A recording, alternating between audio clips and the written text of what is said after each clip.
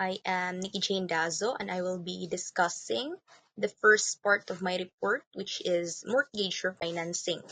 So mortgage refinancing, it is a process of replacing one's existing debt with another obligation with different terms and rates.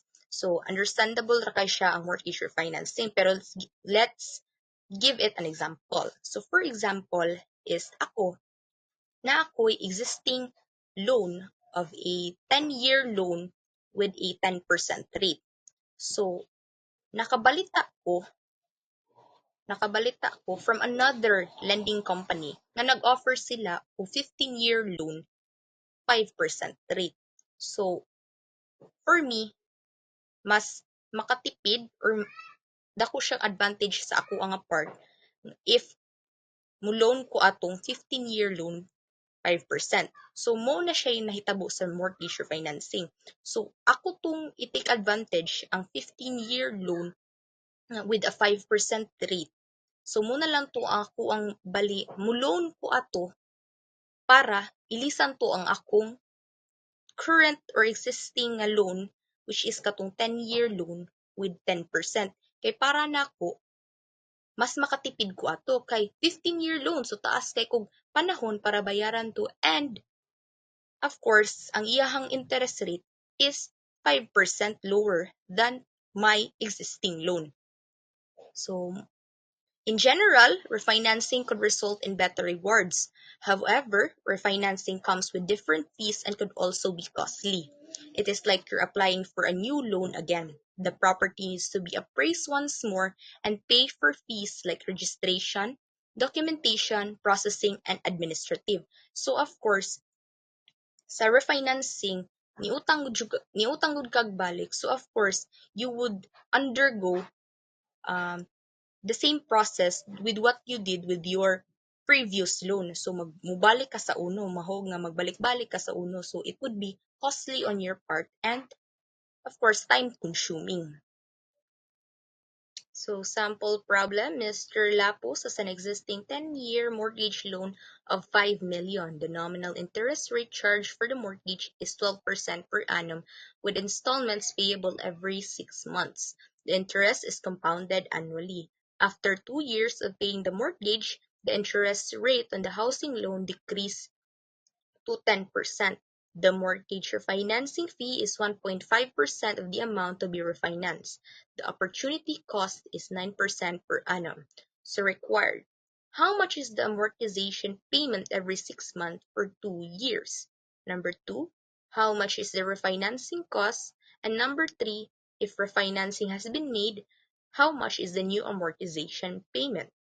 Number 4, how much is the present value of the savings of the new refinancing? So this is the solution for the number 1 and 2. So the amortization payment would be 435,922 and 78 cents. And for number 2, the refinancing cost is 66,080.85%. For number 3, the new amortization payment after four payments has been made is 406,484.93. And for number 4, the savings on the new mortgage payment for the year is 330,705.25%. So next would be the mortgage redemption. It is the process where the mortgagor redeems or acquires or buys back the real property under lien in a mortgage contract. So what would happen in a mortgage redemption is this would involve paying the remaining principal and any accrued interest and fees to the lender. So there are several ways to redeem the property under the mortgage contract. They are as follows. 1, the equity of redemption. It is the right of the mortgagor to redeem the property under the mortgage contract upon full payment. Number 2, right of redemption. It is the right of the mortgagor over the property under lien in the mortgage contract to redeem the foreclosed or already sold property within the prescribed period.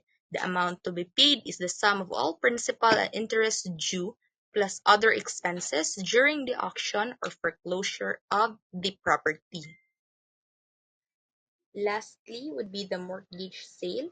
It is the process of selling the mortgage of the financial institution to the mortgage aggregator who creates the MBS. So mortgage sale is when the lender sells the property which has been katong property nga collateral nimo for the loan, iya tong ibaligya to another buyer because you as a borrower have failed to or you have defaulted your payments. So it means nga wala ka ni bayad sa imuhang loan.